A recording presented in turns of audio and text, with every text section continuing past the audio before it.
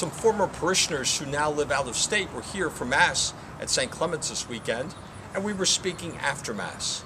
Like so many grandparents, they wonder if the faith of their grandchildren will be deep enough to carry them through the trials of life.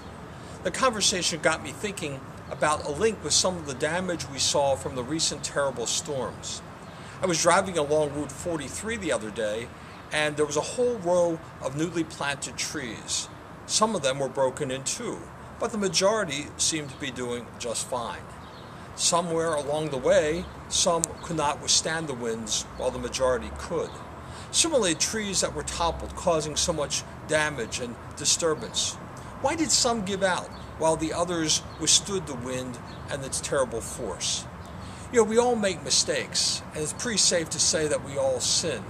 How seriously we do these things may well depend on what we have learned and how we have trained ourselves to seek what is good and to really try to do what is good.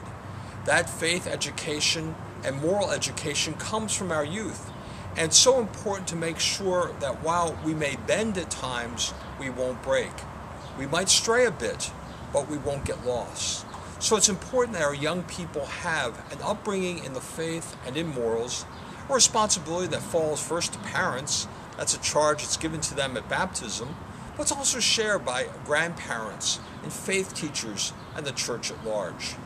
And it's also important that we, as we grow into adulthood, remain attuned to faith matters with the passing of years, to make sure there's a continuing growth, that our childlike faith grows into a deep and mature adult faith.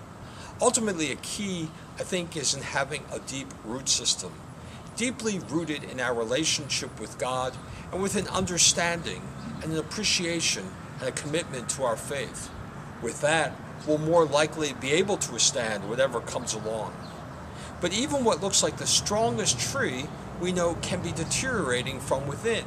And so it can look like a very solid tree, and yet it comes down in the storm.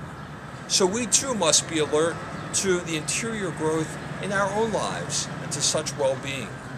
The life of the Spirit should not be taken lightly, for when healthy, it assures us a tranquility amidst the storms of life. We certainly hope and pray that we'll be spared any other serious storms this summer that have so disrupted so many people's lives. May our faith life similarly also be solid, so that it will not be knocked down. It will not lose the power from God that sustains us. This is Father Donald at St. Clement Church in Rosedale. May the Lord's peace be yours.